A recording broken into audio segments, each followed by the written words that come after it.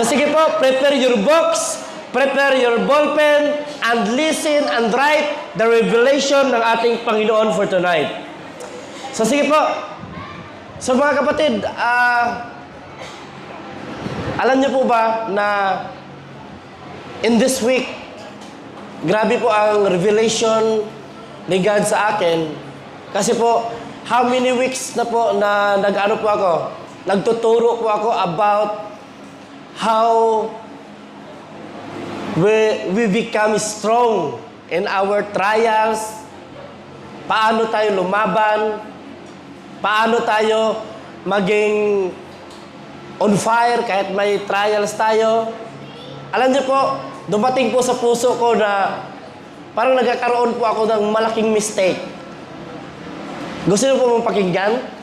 Nagkakaroon po ako ng malaking mistake. Gusto kong sabihin po sa inyo about the mistake na nangyari at nagawa ko po. Ano po ba ang mistake na ito? Alam niyo po ba ang pinakamalaking mistake na nagawa ko? Yung mistake na kinukomfort kita. Sabihin mo sa katabi mo, the greatest mistake na nagawa ni Pastor, yung na-comfort tayo. Bakit ko po sinabi na that is my greatest mistake? Alam mo po, alam niyo po, Satan love the comfort. Ulitin ko po, Satan love the comfort. Try to stay at your home. Lay down on your bed. Satan love that kind of comfort. Even in time of worship, in time of cell group, in time of prayer meeting, when you lay down on your bed, Satan love to comfort you. At bakit ko po ito sinabi? Because napakalaking mistake po na ginawa ko. Bakit po? Lahat po ng pumasok dito sa church, different situation, different problem, different trial. At ang ginawa ko lang po is to comfort. Alam niyo po ba na, kapatid, kahit po anumang mga situation, kailangan lang pong palakasin natin ating pananampalataya. Kailangan lang tayong magpatuloy. Kailangan tayong lumaban. Alam mo po, yan po ang pinaka-greatest mistake na nagawa ko. Kaya po, maraming mga taong pumasok sa church kasi po nakahanap ng comfort. Tara, pasok tayo sa church. Bakit? Bless ako sa message ni Pastor. Bakit po? Grabe. Alam na alam ni Pastor yung pinagdaanan ko. Pero, you know, I comfort the message of the Lord. Kaya po ang mga tao, pumasok sa church because of the comfort. Ano yun? Comfort. Sinadya ko yun kung baka nalimutan nyo ba. Amen? Kaya, hirap talaga ako sa English. But, glory to God, I know na kayo na lang ang mag-understand. Amen? Ina-understand ko nga kayo, Tagalog kayo, ako Bisaya. Amen? But alam mo yung mga kapatid, the greatest mistake mo because I comfort you. Wala po akong ibang ginawa kundi to comfort. Pinapalakas yung faith natin. No? Pinalakas yung mga pananampalataya natin. Yun lang po ang aking nagawa. Pero wala po akong ginawa. Wala po akong tinuro kung paano tayo gumante. Nandiyan pa ba tayo? Amen? Love po natin ang i-comfort tayo eh. Lalo na pag mga ano natin, yung hinihiwalayan tayo ng ating boyfriend and girlfriend, we want comfort. Amen? Gusto ko ng comfort ng Red Horse. Gusto ko ng comfort ng Jack Daniel. Gusto ko ng comfort ng Kolapo. Gusto ko ng comfort ng magdidisco. Alam mo, yun ang mga comfort na binibigay ng mundo. At alam mo mga kapatid, at the time you are happy, but after that, wala pa rin mga changes na nangyayari. The same pa rin. You are the same situation. Walang mga, walang tinatawag na paano ka gumanti. Paano mo paglabanan? Paano ka magkaroon ng counter-attack? Alam mo mga kapatid, napakalaking mistake na nagawa ko. And even right now, maybe you are sitting at the church because you are comfort. Masaya ang puso mo kasi wow, grabe, yung message talaga nakaka-touch. I am comfortable the message. Amen. Kaya tulong-tulong lang po tayo dyan. Amen. Pero wala po akong ginawa kung paano tayo umaatake.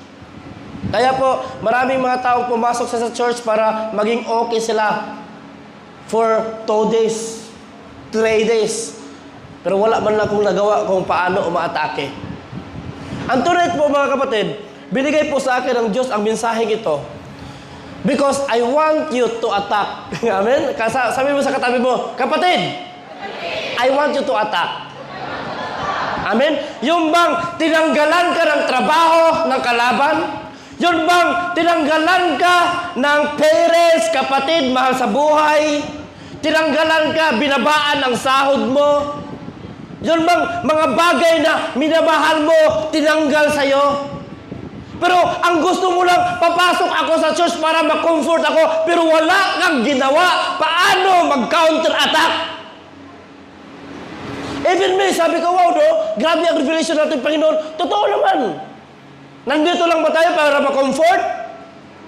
Hindi ba tayo nagpunta dito kung paano tayo umaatake, paano tayo lumaban, paano tayo gagantihan ang kalaban? You know, at the time when I start accepting the call of the Lord, alam niyo po, grabe po ang ginawa ng kalaban sa akin. When I start, nagsabi ko ng Panginoon, Lord, I am ready. Use me for your glory. Tell me kung saan mo ako papuntahin, and I am free to share your gospel. Yun mga kapatid, nag-start po ako in our barangay to share the gospel of the Lord. Alam niyo po mga kapatid, when I start na nag-share ako ng gospel ng ating Panginoon, that is the start po also that the enemy attack me. Inaatake po ako ng kalaban. Ang pamilya ko inaatake ng kalaban. Kaming lahat po, nagsiserve kami sa ating Diyos. So may isa po akong kapatid, nag-aaral ng Bible School. Ang ginawa po niya mga kapatid, because may unbeliever po siyang girlfriend. Because of his love sa babaeng iyon, nagbigtit po siya. Ang grabe, sabi ko, Lord, ano ba itong ginawa mo? I complaining the Lord. Ano bang ginawa mo? I am now following you.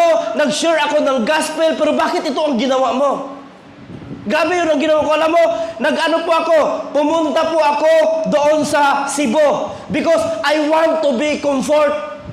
Nagpunta ako doon, ayaw kong makita ang place namin, ayaw kong makita na nandun ang kapatid ko patay. Nagpunta po ako sa ibang place because I want to be comfort. I want comfort. But alam niyo mga kapatid, ang nangyari, grabe, God convict me. Even po, nandun po ako sa place na, anong tawag ito, na magpa-comfort ako, pero doon ako sa place na may nag-praise and worship. Hindi pa rin ako na-comfort.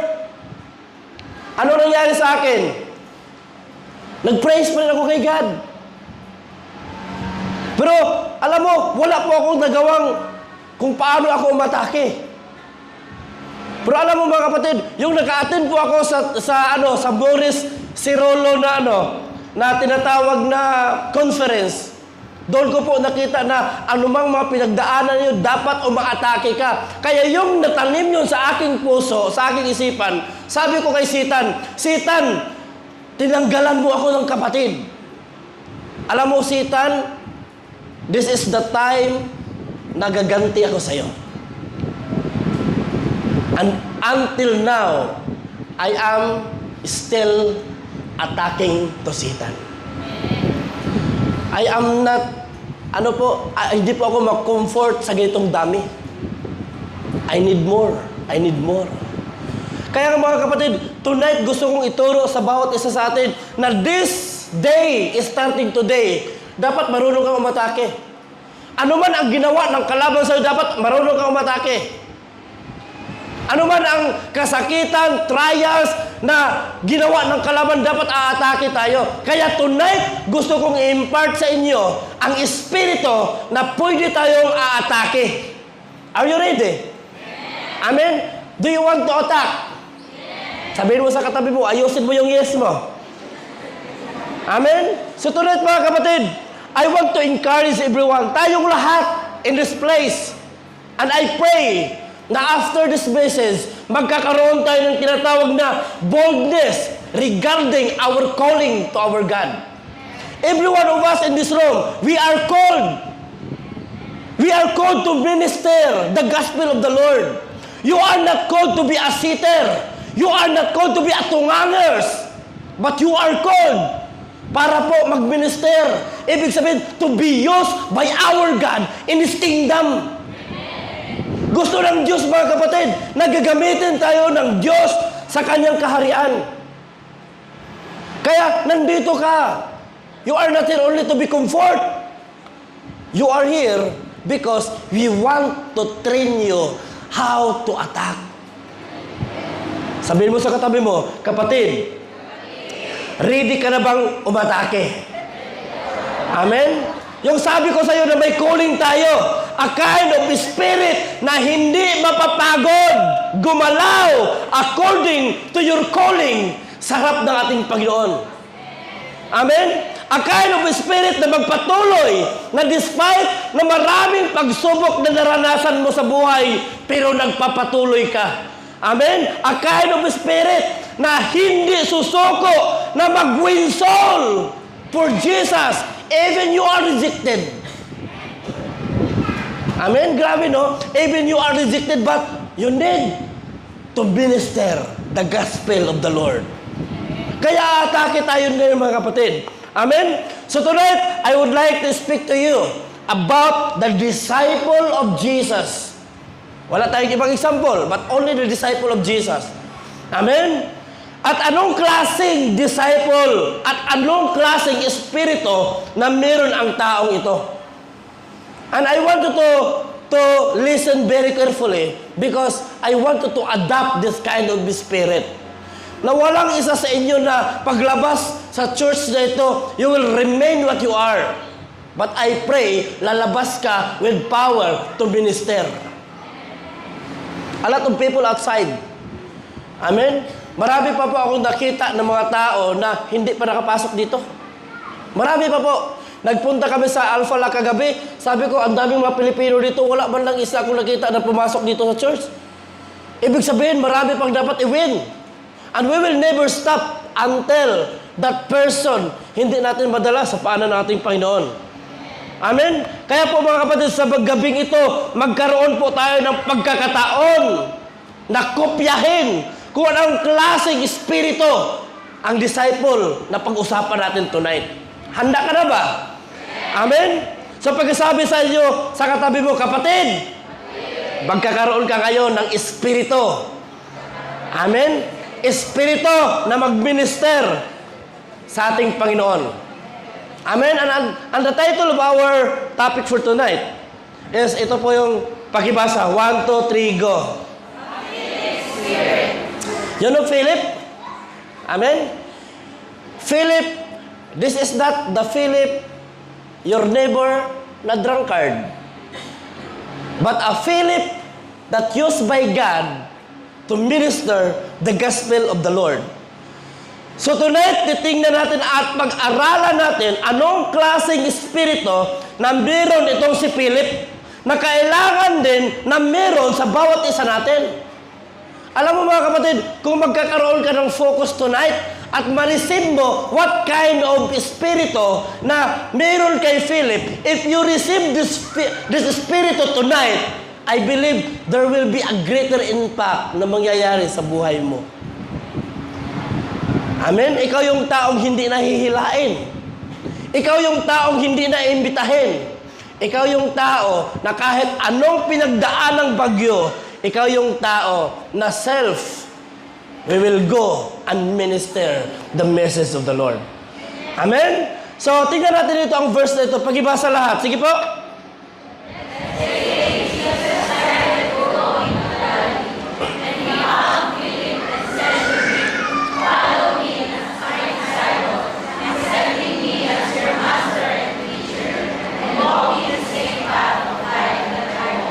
So sabi nito mga kapatid, tingnan natin, now para sa kaalaman po sa lahat, Philip was one of the first disciple who followed Jesus. Amen? He is the one disciple who follow Jesus. Siya po ang unang or pinakaunang disciple that Jesus asked to follow. Sino nagsabi? Jesus alone. Anong sinabi ni Jesus Christ? Philip, follow me. Siya lang po ang pinakaunang disciple na pinuntahan talaga ng Panginoon at sinabihan, Philip, follow me. Pero alam niyo po ba, merong sinabi ang scripture about kay Philip na hindi sinabi sa ibang disciple. Amen? Ano po yun? Jesus decided to go. Jesus decided to go to Galilee. Ibig sabihin, this is intentional. Amen, grabe. Anong sinabi dito mga kapatid? Jesus decided to go into Galilee. Ano ang ginawa niya? And he found Philip and said, follow me. Siya lang po ang pinakaunang disciple na nilapitan ng Diyos at sinabihan, Philip, follow me. Kasi kung titingnan natin mga kapatid, kung paano nakilala ni Jesus ang ibang disciple, the scripture says like Peter, come to me and follow me. Pero si Jesus, alam niyo mga kapatid, natagpuan niya si Philip in the Galilee. Nandiyan pa ba tayo? Pero yung ibang disciple, dinala lang kay Jesus. Si Philip po, may mga friend po siya. The friend of Philip is si Andrew and Peter. And both of them, they are staying in the Galilee. Oh, no, in the Nazareth.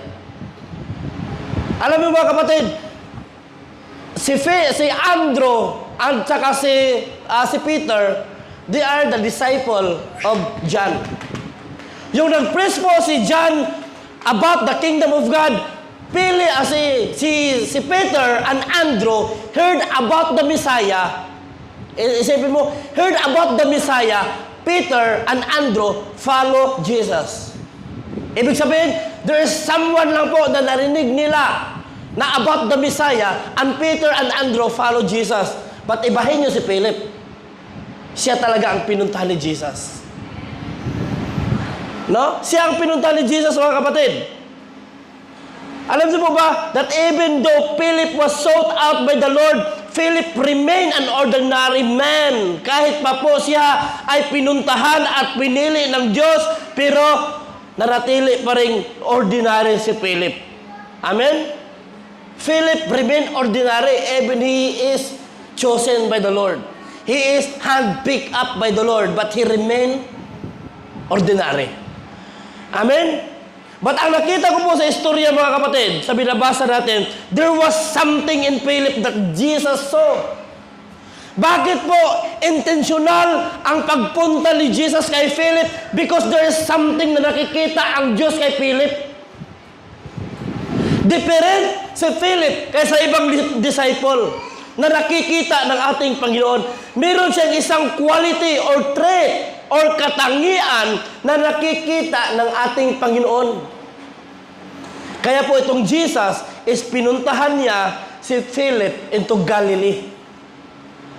And particularly, Jesus get him. Nakuha niya si Philip. Amen? Now, tingnan niyo po ito at basahin natin ang verse na ito. Tingnan natin ito. Pakibasa. 1, 2, 3, go.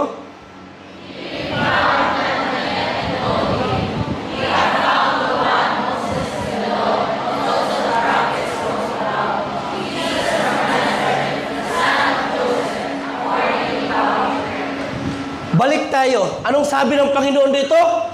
Jesus found Philip. Ano daw? Si Jesus found Philip. Bakit may katangian si Philip na nakikita may katangian si Philip na nakikita ni Jesus? Anong sabi ito? Jesus found Philip. Alam mo mga kapatid, ano din ang ginawa ni Philip? Anong ginawa niya? Philip found Nathanael and told him, we have found the one Moses in the law. And also the prophet wrote about Jesus from Nazareth, the son of Joseph, according to the public record. Ano daw? Unang nakita ko doon, Jesus found Philip. At next, Philip found Nathanael. May napansin po ba kayo doon? Anong senaryo doon? Ibig sabihin, yung nakita ni Jesus si Philip, pinuntahan niya intentionally at sinabihan niya, follow me. Yung nakita ni Jesus si Philip at nakuha niya to be his disciple, ang ginawa din po ni Philip, ginawa niya the same yung ginawa ni Jesus. He found Nathanael. Alam mo ba mga kapatid, kung titingnan natin ang background ni Nathanael, he is a man na walang kamahal-mahal sa pagsimba. Ayaw magsimba, ayaw magsilgop, ayaw mag-Bible study. Wala po siyang pagmamahal sa pagsimba. Kaya po, kung titingnan natin dito mga kapatid, kung babasahin natin to, may sinabi pa si Nathanael, is there anything good in Nazareth? May maganda ba ako makukuha kung fa-follow ako doon sa Nazareth? Anong reply ni Philip dito? Come and you will see. Kaya sabi ng Panginoon mga kapatid, sabi ni Philip, na okay, follow. Makikita mo ano ang nakikita ko. Kasi ito si Nathanael mga kapatid, gusto, nanigurado siya.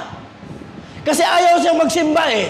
Kagaya natin, ayaw nating pumasok sa church. Tara, magsimba tayo. Ano ang makukuha ko doon?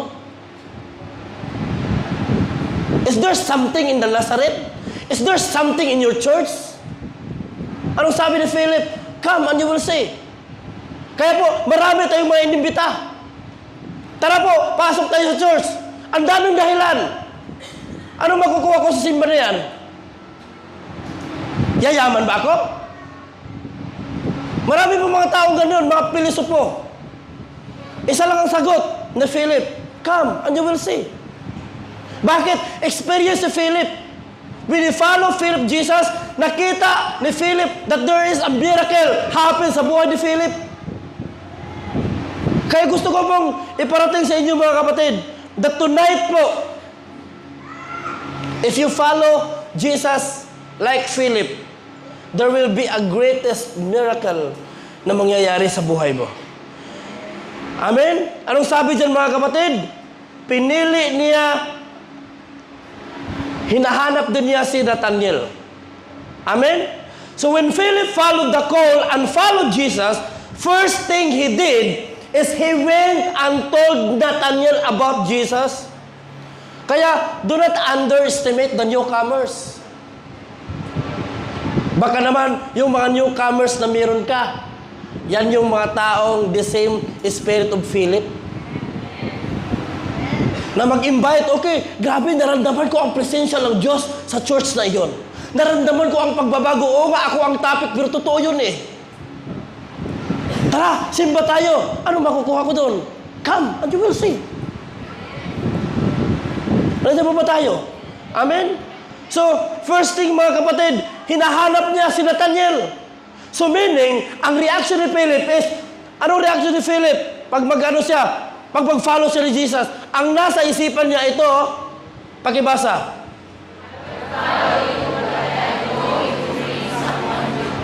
Grabe. Susunod ako, pero ayaw kong susunod ako lang mag-isa. Sino nakatry dito na hindi ka magsimba pag ikaw lang mag-isa? Yun ang mahirap. Si Philip, anong sabi niya? Okay, I will follow. But inside the mind of Philip, I will bring one. Grabe ang kanyang isipan, no? I will bring one. I will bring someone with me. Amen po ba? So, makinig kayong lahat, mabuti mga anak na mabuti ang ginawa ni Philip. Kasi ang ginawa ni Philip is the same na ginawa ni Jesus. Amen? So we need to do for others what Jesus has done for us. Di ba? Intentional tayong nilapitan. Intentional tayong inimbita.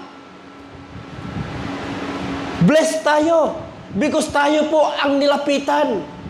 Tayo po ay kinatok sa ating pinto. Tayo po ay inimbita sa ating mga trabaho. Tayo po ay inimbita from the street of Al-Falah. Dinala ka dito.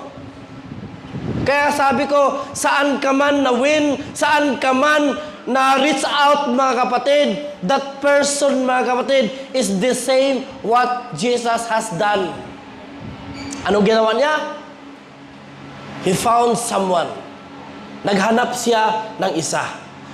Amen? He was willing to go get someone as Jesus did to him. And sa totoo lang, kaya tayo nandito because we want to adopt that kind of spirit. Yun bang ang tagal mo na dito, wala ka pang nadala? Aray, ako na naman ang topic. Sige lang. Accept lang. Amen? Because Jesus has called each one of us personally.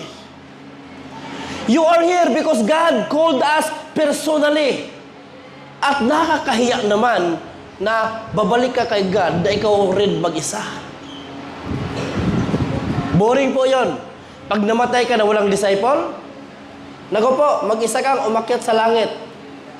Boring ang pag-akyat sa langit. Baka mawala ka pa. Pero pag marami kang disciple, ang saya-saya. Habang paangat ka, papunta sa gate, sa heaven, nakikita mo yung mga disciple mo na pinaghirapan mo, iniiyakan mo, pero ngayon, masaya kayong umakyat harap sa ating Panginoon. You're happy to meet the Lord.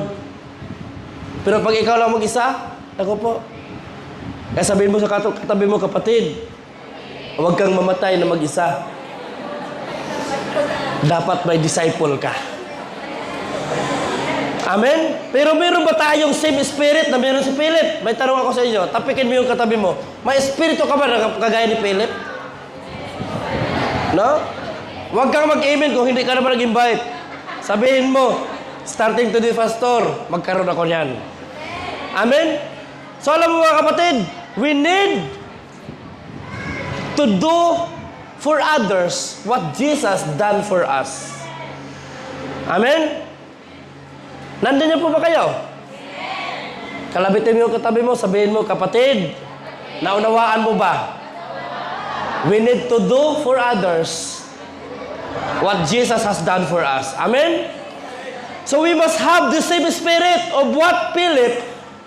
So dapat, ganun din ang maramdaman natin daily. Mga kapatid, ano ba ang mas masakit, mas mahirap? Magpapako sa cross or mag-invite? Amen? Mahirap daw pag-invite. Sige, pako din sa cross. Amen? We need to have the same spirit, mga kapatid. No? Ang Panginoon, He came to the world to found those who are lost. Amen? Anong sabi nito, mga kapatid? Ang Diyos, for the Son of Man come to seek and save those who are lost. Ibig sabihin, the work of our God is to seek and found those people who are lost. Sino yung mga lost, mga kapatid? Yung mga tao na ilang taon ka na until now, hindi ka nagpupuri, wala kang pagsamba, wala kang pag-serve sa ating Panginoon. That is the person na lost. Yung tao, mga kapatid, pagdating ng sahod, bumili ng bulalo, yung naluto ang bulalo, higop agad ng sabaw, kain agad ng laman, pero walang dasal. Agoy. Pagkasabi, agoy, ikaw yon. Amen. Grabe. Hindi ka ba nagigilty? Nireceive mo ng blessing ng Panginoon. Bumili ka ng pagkain. Wala ka mo ng pasalamat habang kumakain. Agoy.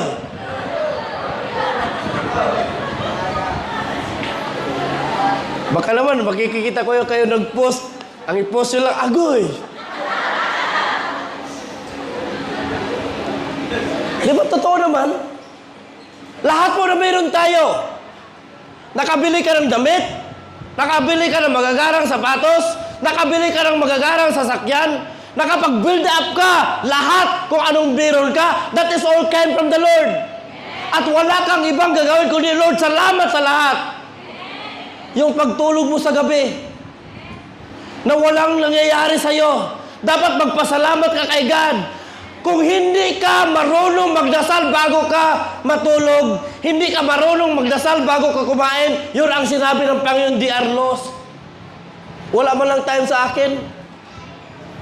Ako na nga yung naghihirap sa cross. Ako na nga yung nagpapako. Wala man lang bumalik sa akin, nagpapasalamat. Nandiyan po ba tayo mga kapatid? That's why sabi ng Panginoon, He came to save or to seek and found this people was lost. Ibig sabihin mga kapatid, siya po ay bumaba para hanapin ang mga nawala. Pero alam mo, kasagaran na pumasok sa church. Ito ang sinasabi, wow, yung nakapasok ako sa LRC, I found Jesus. I found the Lord in my heart. Natagpuan ko ang Diyos. That is mistake. Because Jesus never lost. Ikaw po ang nawala. Ang sarap na ng pakinggan. When I go to the LRC church, I met the Lord. He found me. And that is the reason I will continue to serve Him. Mga newcomers, nandito ka because God found you. Dinala ka dito. Anumang klase ang pag-invite sa'yo. Kinalagkad ka man, isinako ka man, isa lang masasabi ko sa'yo, may plano ang Diyos sa'yo. Not by religion, not by denomination. Ang daming mga taong tumayo sa kanilang mga reliyon, ba't maglabas sa church, mga kapatid, nagmumura, naghanap ng babae, naghanap ng sugal, nagmarites pa. Agoy!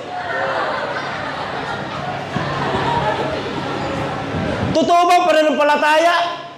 Yung thinking natin, nakapag-kumpisal ka, nakapag-confess ka ng kasalanan, ang thinking mo, wala na akong kasalanan kasi nakapag-confess na ako. Today, gagawa na naman ako ng kasalanan para may i-repeat na naman ako next Friday. That is not the true worship na ibigay natin kay God. Ang totoong pagpapasalamat, pag-worship sa ating Panginoon, yung paglabas mo sa church, sabihin mo na, Lord, salamat, binago mo ako. At Lord, ayaw ko nang gagawin pa ulit. Yun po ang totoong pananampalataya, mga kapatid. Yung may pagbabago. Kaya dito sa church na ito, mga kapatid, kailangan tayong magbago. Lalabas ka sa church na ito na ma-restore ang iyong buhay sa harap ng ating Panginoon. Kaya I hate religion. Tingnan mo, sa online sabong, mga religious yan. Nagpipray yan, Lord, manalo sana ang pula. Grabe. Lord, manalo sana ang puti. Grabe, mga prayerful yan. Naguhubad pa yan. Grabe yan po. Grabe ka mga religious, pero sugal. Yun ba ang tinuturo sa atin? No, hindi. You need to get out that kind of situation. You need to be restored. Magbago po tayo, kapatid. Amen. Kaya po, mga newcomers, nandito po tayo. Because God found you. Come on, sabihin mo sa katabi mo, kapatid! Buti na lang, nahuli ka ni God. Grabe. Ibig sabihin, lagi kang takas ng takas. Buti lang, nahuli ka. Alam mo yung lagi ng takas-takas, mga kapatid? Every Friday, laging busy. Pastor, may lakad pa ako. Pastor, ang dami kong labahin. Pastor, may pag tatawag pa ako sa Pilipinas. Alam mo, pag laging yan ang rason mo sa buhay, every Friday, yan ang i-feed sa'yo hanggat wala kang time sa ating Panginoon. Amen? Nandiyan po ba tayo? Amen? Tandaan po natin, mga kapatid, na kung ano ang ginawa ni Jesus, gawin din natin. Jesus found us. Hindi tayo ang naghanap sa Kanya. Amen? Siya po ang naghanap sa atin. Ginagamit niya ang vessel, ang mga tao na nag-invite sa'yo. Vessel lang yan. Instrument lang yan sila, mga kapatid. Ang mga tao nag-share sa'yo ng gospel ng Panginoon, instrument lang yan. Amen? And I believe that each and every one of us was glad that Jesus chosen us. Even ako, I'm glad, I am happy that God chosen us. Pinili ako ni God. He found me. Pinuntahan niya talaga ako doon sa pinakatuktok na bundok. 5 dirhams na lang ang pamasahe, langit na. And God found me there. Grabe, hindi makakain, ang payat-payat ko, malnourished, puno pa sa bisyo, puno ng kasalanan, but God found me. When God found me, sabi ko, Lord, I will obey you. At nakarating ako dito. Nakarating ako dito, hindi lang po nagtatrabaho. But I have my balanced life. I work in the Lord and I work for my physical. Amen? So mga kapatid, God chose you. Sabihin mo sa katabi mo, pinili ka ng Diyos. Amen? So nandito po tayo mga kapatid. Ngayon, i-encourage natin ang bawat isa natin na ibalik natin ang standard ng pagtawag ng Diyos sa atin. Yung ang standard, yung pagpupuri natin kanina, standard yun. Yun ang gusto ng Panginoon. Yung sobrang buhay na buhay ka habang nagpupuri ka. God found you. You are lost before. Kaya dapat yung papuri natin mga kapatid, bigay todo natin sa harap nating Panginoon. Because God found you mga kapatid. So kailangan magkaroon tayo mga kapatid, the spirit of Philip that invade in our life, to invade in our church, to invade in our cell group, to invade in our ministry. Nandiyan pa ba tayo? Amen?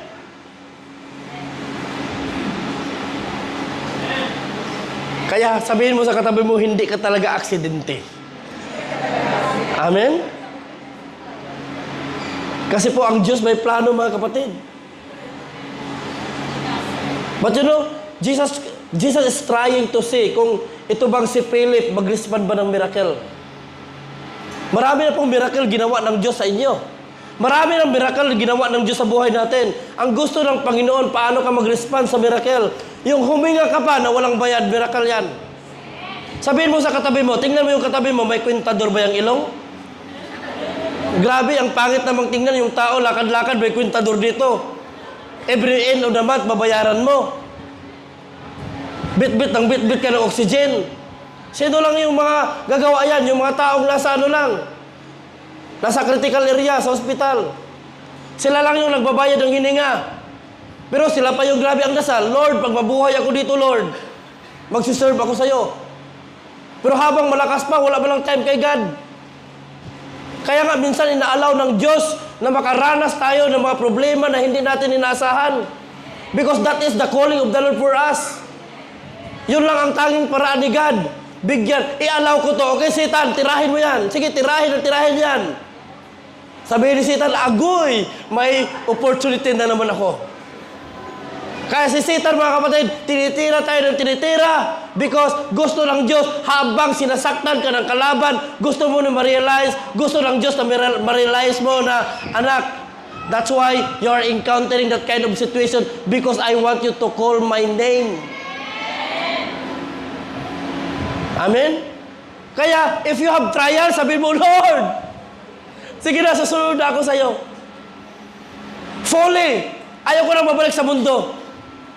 Diba? Minsan, ibigay natin sa ating Panginoon yung tira-tira na lang.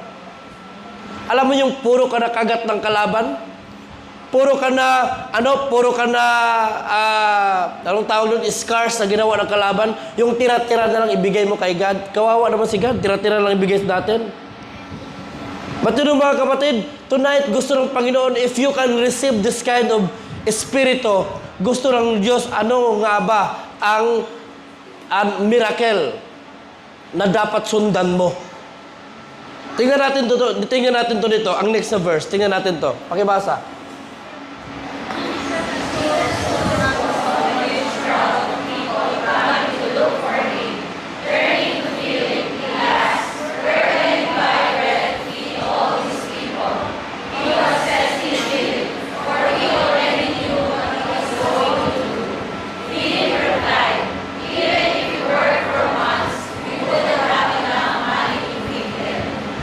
Sabi ito, Jesus' son. So a huge crowd of people coming to look for him. Turning to Philip, he asked, ano ito mga kapatid? Ito yung time that Jesus nagpakain siya ng 5,000. Amen? Where can we buy bread for feed of all these people? He was testing Philip, for he already know what he was going to do. Alam mo mga kapatid, kung si Judas ay tagahawak ng pera, si Philip naman tagahawak ng budget ng pagkain. Siya po ang nilapitan ng Panginoon. Philip, anong gagawin natin sa mga taong ito? Philip replied, Lord, even we work for months, we did not have enough money to feed them. Sa dami nila. Bakit? 5,000, puro lang yun mga lalaki. Hindi kasama ang babae at mga bata. Sabi ni Philip, Lord, even po, ang buong salary ko, hindi kasya. Pero alam mo, ang ibang mga disciple na kasama ni Philip, ang sabi nila, Lord, pauwiin niyo lang sila. Kasi gabi na, gutom na rin sila. Pero si Philip hindi eh. Nagipag-bargain pa siya kay God. So dito natin napansin mga kapatid, makikita natin kung ano ang sagot ni Philip. Si Philip lang naman ang may desire sa 12 na disciple to know God greater way. So ibig sabihin, may gusto pang makita si Philip kung ano pa ang birong kay Jesus. He want to go a level up. Gusto siyang mag-level up. Amen. Gusto niyang makita mga kapatid. Gusto niyang makita kung ano ang gagawin ng Diyos sa 5,000 ka mga tao. Kaya nagkaroon si Philip na, Lord, ang aking sahod, hindi kasya. Amen? Alam niyo ba, that even the work for men, hindi ko po kayang pakainin ang mga tao sa dami ng taong yan. Pero naniwala siya na may kakayanan ang Panginoon to do the miracle about the 5,000. Amen po? Tingnan natin dito ang sagot ni Philip. Sabi ni Philip, Philip said, Lord, show us the Father. Grabe, siya po ang isang disciple na Lord. Sa mga taong ito, ipakita sa akin ang Ama. Grabe ang tindi. Ibig sabihin, hindi niya sinabihan si Jesus, Lord, you have the power. Pauwiin mo yung mga tao. Pero sabi niya, Lord, gusto ko pong makita ang Father. Ipakita mo sa akin, Lord. So that masatisfy ako na ikaw talaga ang aming kasama. Ano sabi ni Jesus? Jesus replied, have I been with you all this time, Philip? And yet you still don't know who I am? Anyone who has seen me has seen the Father. So why are you asking me to show Him to you? Ibig sabihin, gusto pang magkaroon ng miracle na makita ni Philip kung ano ang gagawin ni Jesus sa 5,000. Amen? So dito lamang po makikita natin that there is a spirit of Philip that seemed to have the compassion sa mga 5,000. Ibig sabihin mga kapatid, siya lang ang disciple na may compassion na hindi niya pinauwi ang 5,000. Lord, alam ko may kakayanan ka. Sabi niya, ipakita sa akin ang Father sa harap ng 5,000 ito. Grabe, lakas loob ni Philip. Amen? But sabi ito, at hindi lang to compassion, but care for the people that is willing to go beyond the norm. Amen? Kasi po, para sa akin, hindi po ito tanong ng hindi naniniwala. Hindi po yung tanong na hindi naniniwala sa Philip. Gusto lang ni Philip talaga mag-level up. May tanong siyang ganito because he has a huge compassion sa mga lost. At gusto niyang makilala ang God the Father. He want to go to the next level. He want to make sure who is the source. Gusto niyang malaman kung sino ang source. Kasi po, sa totoo lamang, nagkakaroon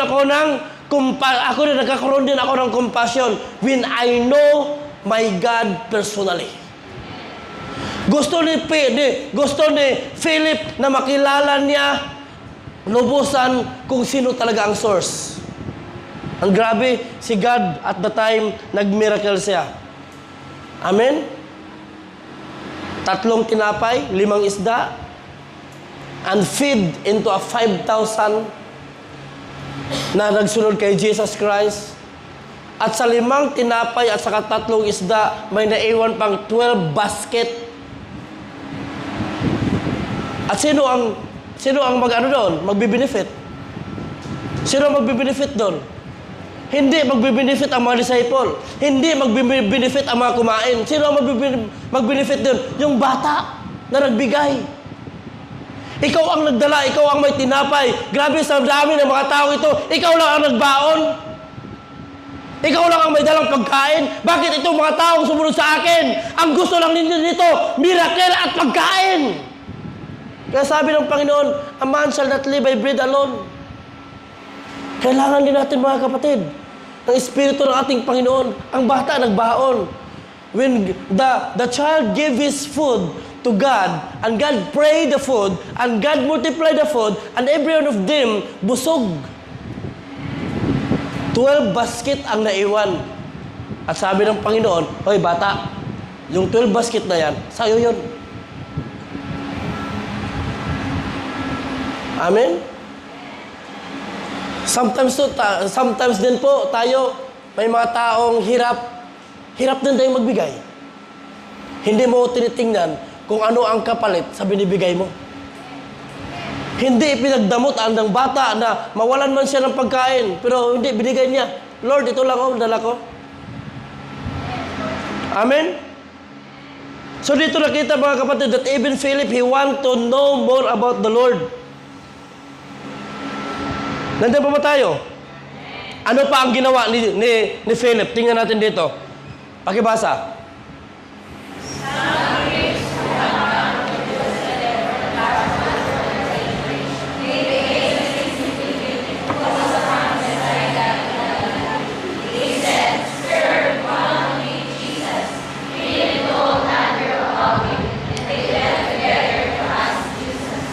Tingnan natin. So dito natin makikita na walang nagbago kay Philip. Nothing was changed to Philip. Even after he received the Holy Ghost, he was still submissive to his master and willing to reach Jesus with the people around him. Ano ang kanyang ginawa sa una? Si Jesus found Philip, then Philip found Nathanael, at itong mga Greeks, mga kapatid, na lumapit kay Philip kasi gusto nilang makita si Jesus. Anong ginawa ni Jesus? Ni Philip? Okay, Andrew, samahan natin sila, ihatid natin sila at the feet of Jesus. Meron ka bang ganyang espiritu? May mga kaibigan kang bumibisita sa iyong bahay, may mga kaibigan kang nakilala. May espiritu ka ba? Tara, dadalhin kita sa harap ng ating Panginoon. Ipakilala kita sa aking Diyos. Kaya mga kapatid, nandito ka para po sa gabing ito magkaroon ka ng espiritu to attack. Maraming mga taong hindi pa nakakilala kay God. Kaya po nandito ka because God want to use your life para sa kanyang kaharian. So dito mga kapatid, makikita natin talagang may pusong kakaiba si Philip. And his boldness to share Jesus as Savior to others. Amen? Ano pang ginawa niya? Ito pa ang ginawa niya mga kapatid. Philip, for example, he went to a city of Samaria and told the people there about the Messiah. Alam mo mga kapatid, ang Samaria or Samaritan place, this is the place that hate by Jew. Galit ang mga Jew dito sa Samaritan place. Amen? But mga kapatid, Philip went the Samaritans, which was a group of people that was Jew-hated. Nagpunta siya mga kapatid sa mga Samaritans na ayaw ng mga Hudyo. Amen? Ibig sabihin, wala siyang takot. Kaya kakaiba ang espiritu ni Philip.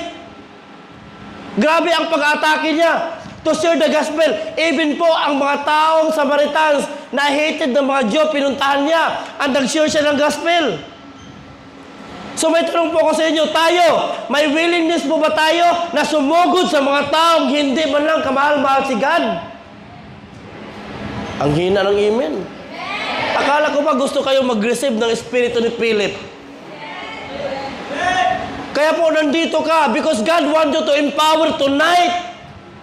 Because dadalhin ka ng Diyos sa mga taong ayaw si God. Grabe yun. Hirap yun. Mga taong ayaw si God, puntahan mo. Pero, wala sa akin yan. Sabihin mo, wala sa akin yan because I have the spirit of Philip. Amen? Sabihin mo sa katabi mo, Pastor, starting today, I want to receive the spirit of Philip. Amen? So dahil ganun ang attitude ni Philip, tingnan niyo po ang nangyari dito sa Book of Acts. Ano po ba? Another na ginawa ni Philip dito sa Book of Acts.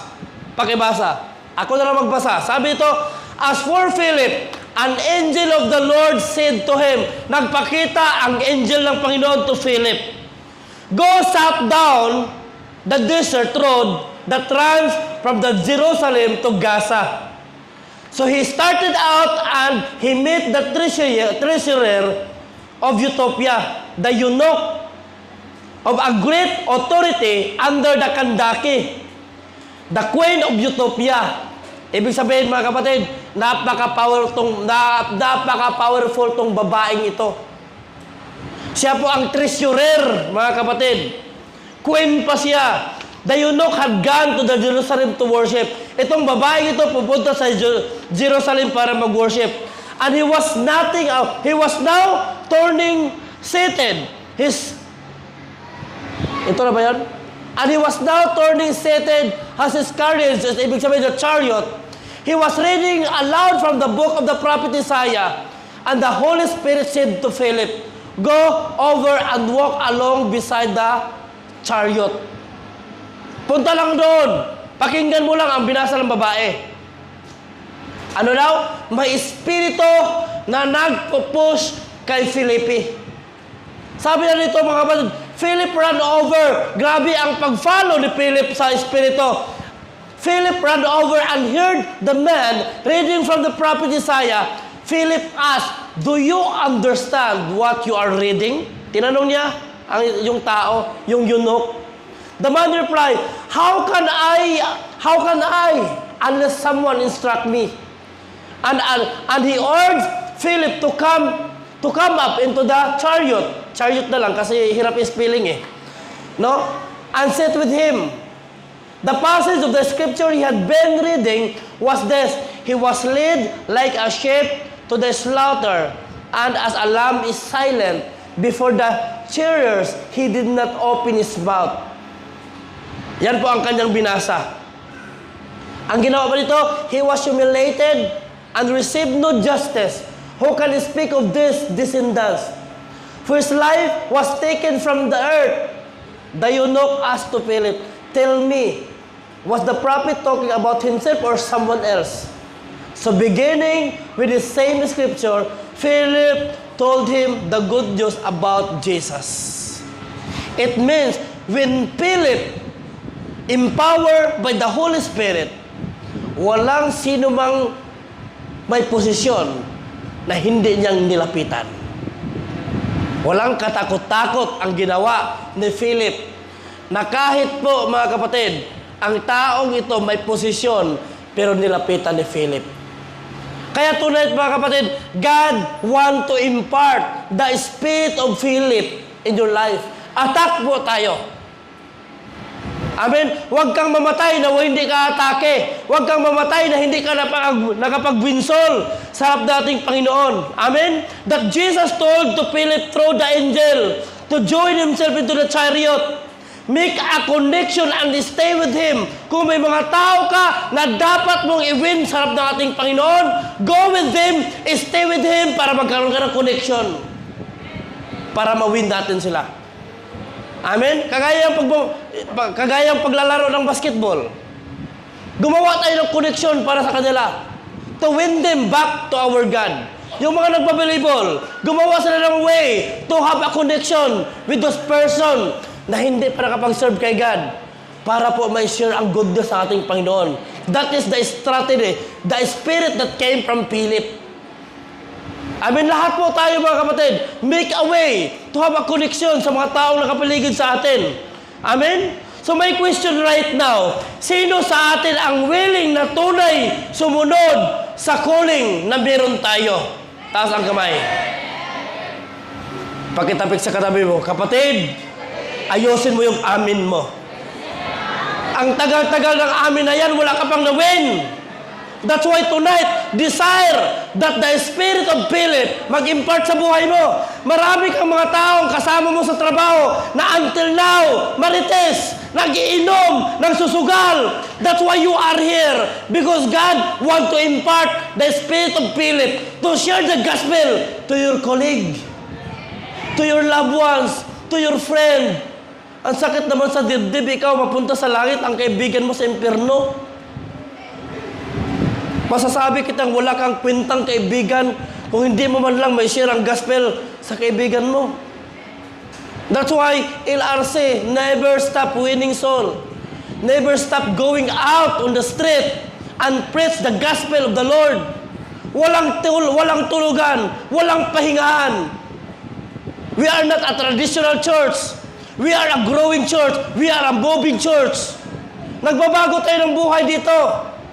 Na one day, sabi ko nga, hindi ka lang upwards, malalaman mo ang iyong calling na may plan ang Diyos sa'yo to win soul like Philip.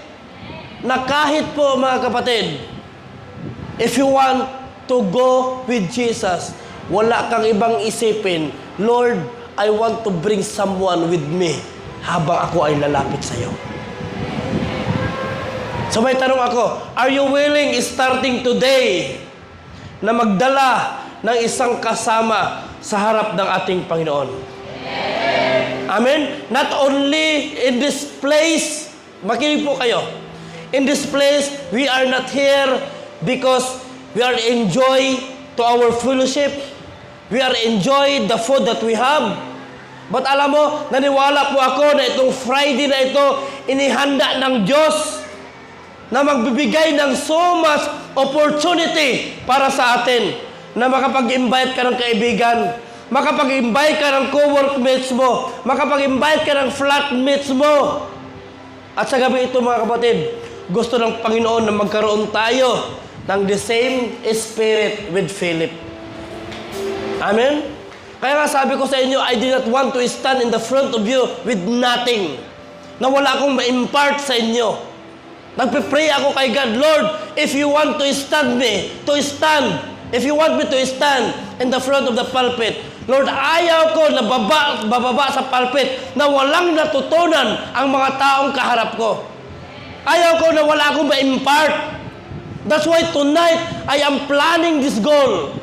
Dapat may goal tayo. Ako may goal ako. Ano ang goal ko dito? Na ma-spread ang gospel ni Jesus sa mga Pilipino dito sa Alin.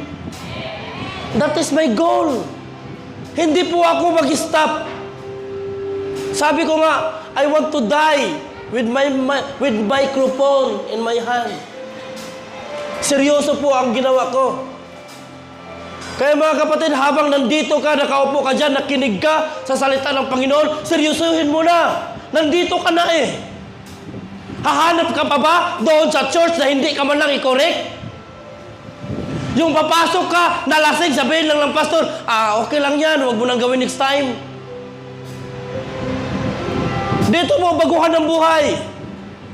Sabi ko nga sa inyo, napakabilis magbago ng church, pero napakahirap magbago ng buhay. If you want to be changed by the Lord, ito na yun. Ano pang hanapin mo? This is now the time para sa'yo, kapatid. At hindi ka lang babaguhin ng Diyos dito.